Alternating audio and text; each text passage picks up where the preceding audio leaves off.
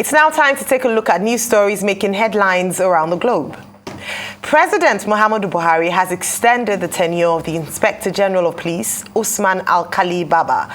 The extension, which was contained in a letter to the relevant authorities, put paid to speculations about his likely retirement before the general election starting February 25. Speculations had been rife that Baba might retire before the elections, but Minister of Police Affairs, Mohammed Dingyadi, clarified the issues yesterday while speaking to newsmen after the Federal Executive Council meeting presided by Vice President Yemi Osinbajo at State House, Abuja. Dingyadi said the IG would not be retiring midway into the general election as early as expected, as his tenure had already been extended by Buhari. The minister explained that the Police Act 2020 had changed the rules for the IG's retirement. Well, good morning, Dr. Abati. Good morning. Starting off with the story on the IG of Police extension by the president. Okay, I know that many Nigerians will feel concerned about this. They will say, why is the president of Nigeria extending the tenure of the Inspector General of Police? Because, before now, the basic rule, civil service rule and regulation is that, persons would be expected to retire after they have attained the age of 60 years. Even if it's a tenured position within the civil service regulation, it's a question of which of the two comes first. So once you are 60, you are required to leave. However, in this particular case, the Minister of Police Affairs, Dingyadi, is saying that it's a matter of law that this particular Inspector General of Police was appointed under the new Nigerian Police Act of 2020. Now, Usman Baba was first appointed in an acting capacity in April 2021, and then his appointment was confirmed much later in June 2021. Now, the argument of the Minister of Police Affairs is that he was appointed under the new law, not under the Nigerian Police Service Act that predated it. So, of course, his argument, therefore, is that the new law prevails. And what the new law prevails is that the Inspector General of Police will have a 4-year tenure. So that's a departure from what existed before now. So to that extent, what we just need to do is to scrutinize that law and make sure that the Minister of Police Affairs is not putting it out of context. But I suspect that is giving the right, quotation. So to that extent, Usman Baba can as well stay on until he completes his 4 years, which will be 2021 to 2025. However, all executive positions, all positions are at the pleasure of the President of Nigeria. That's what Section 5 of the Nigerian Constitution, 1999 Constitution says. So Usman Baba should not go about celebrating that he has been covered by the Police Act of 2020. Because once a new government comes in, his job may be one of those positions. The new president can just decide that, look, thank you very much, you are out of here, and it's gone. The matter may go to the National Assembly, but if the new president does not want you, you are gone. Now, what we're told is that there are other officers within the police force, from the level of DIGs to AIGs to commissioners of police, in total about 290 of them, who should have retired within the first quarter, or who should retire within the first quarter of the year 2023. What happens to those persons? Because those persons too are likely to be raising their necks, because Nigerians don't ever want to go home. Nigerians don't even like to go on leave, even when leaving. In my former engagements, the company had to decide that, look, when your leave is due, just go. Nobody is indispensable, but Nigerians like to imagine that they are indispensable. When it is time to go on leave, they don't go. When it is time to retire, they want to die in the office. Okay? So this is likely to cause some disquiet within the Nigerian police force, because those 290 other officers will say hi about them. But the basic difference is that those ones were appointed, most of them were appointed under the civil service regulations. They were not appointed because the Nigerian Police Act of 2020 refers only to the position of the Inspector General of Police. Now, we'll hear more about this, I'm sure, because, you know, the police as an institution in Nigeria is just as political as any other institution. But I would like to advise Usman Baba himself, you know, he should not wait till the new government sends him packing. If the law keeps him there till the end of the election, after the election, let him also have some self-respect and resign and go home honorably. I'm sure he has done more than the number of years in service, so he should not constitute himself into a clog in the wheel of the progress of the Nigerian police force. More so, as his tenure so far has not been extraordinary. I think you know, the next administration will be glad to have him tender his letter of resignation, quoting the law and saying, I was appointed under Police Act 2020. Absolutely begs the question. But he might as well stay on with the protection of the law under which he was appointed. I hope that will not come back to haunt him, because he has a responsibility, he and his team, to deliver within the framework of interagency collaboration that Yakubu Mahmoud was talking about just about you know, a day or 2 days ago, to ensure that the police does not drop the ball in terms of its contributions to the success of the 2023 polls. If he stays there long enough and he does not deliver, that will be, you know, the kind of record that he will be leaving behind. And that would tarnish, become a blemish upon his record of performance in his entire career. But these are the issues, you know, I think. To the extent that they are quoting the law, okay. If the law says so, fine. But you should know that he cannot sit in that office beyond the pleasure of the next president, whatever the law says. Absolutely correct. Just as you mentioned, last year, this issue had actually come up with the previous IG of police, Mr. Mahmoud Adamu, and this was when a lawyer, Maxwell Okpara, had sued the federal government and the president's court with regards to retirement age versus years of service and the president's powers to extend the tenure of an IGP. Now, the court had ruled, the Federal High Court had ruled that the president had the powers to extend the tenure of the Inspector General of Police, hence was within the rights of the president, as the Constitution is not clear as to whether the president can, or the president has the powers to extend the tenure of the IGP. However, as Dr. Bati had mentioned, with regards to the Police Act of 2020, the president can extend, despite the fact that Mr. Baba Usman Al-Khali came into service in 1988. Therefore, he has fulfilled 35 years of service, or 35 years would be about 13, 18, that's this year, and then 60 will be 60 years on the 1st of March of this year.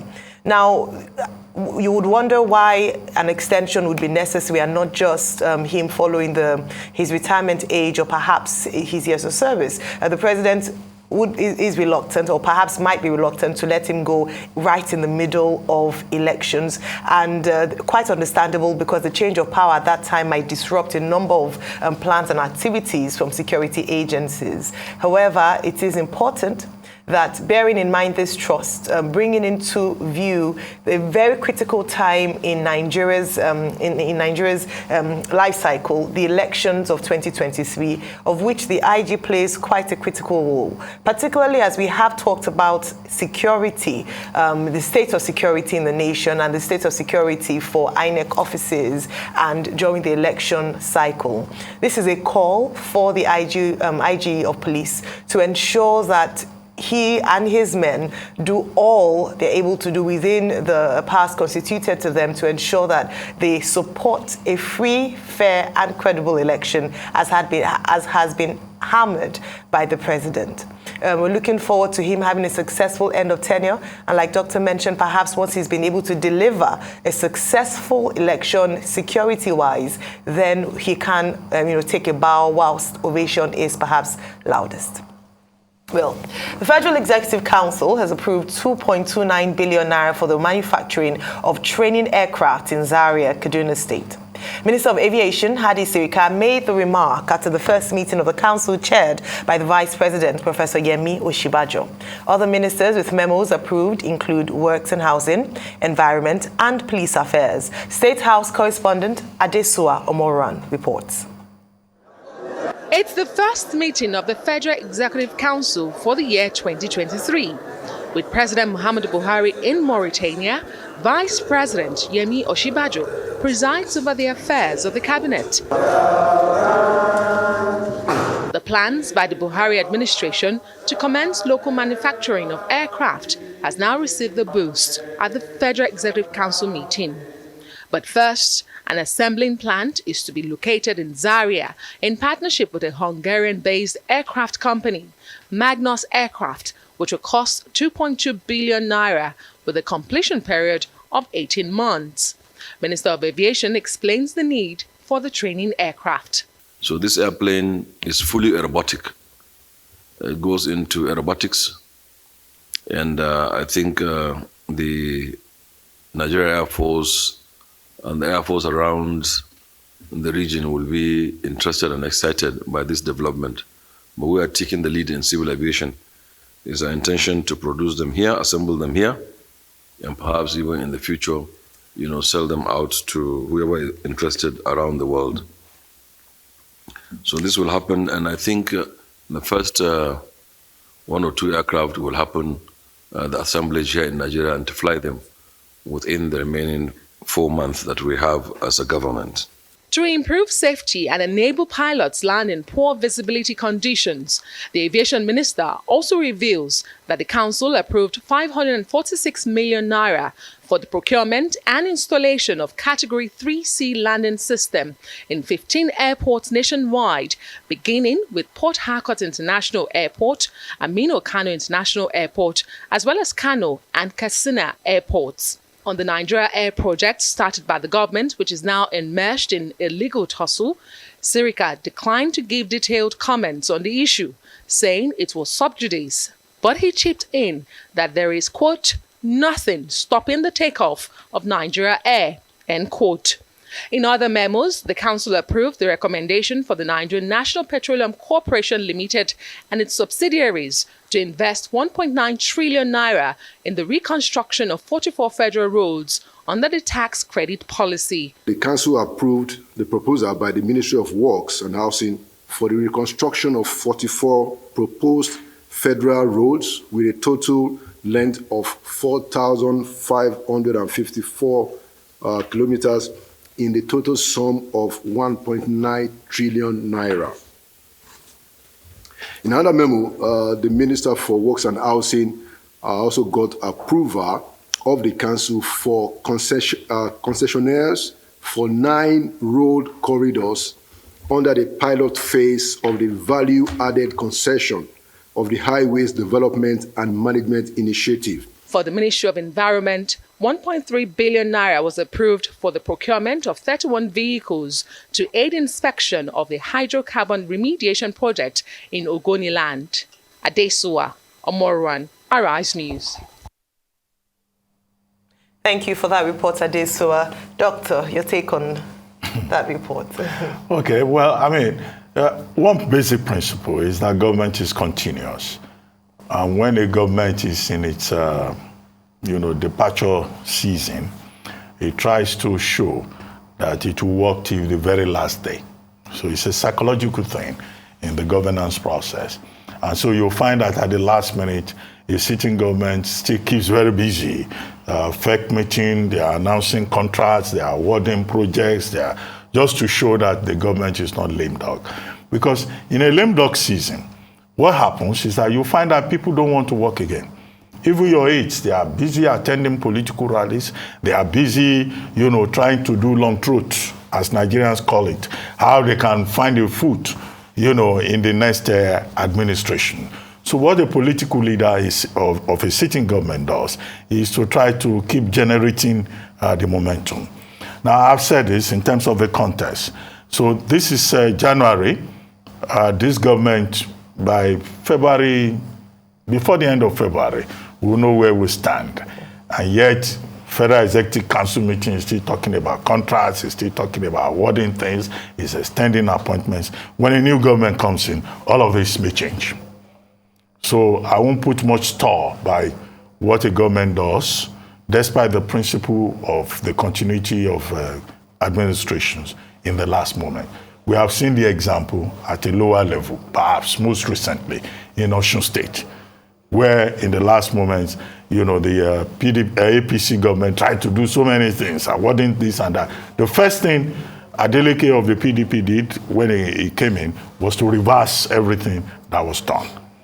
However, beyond all of that, let's look at the basic substance of some of what had been projected.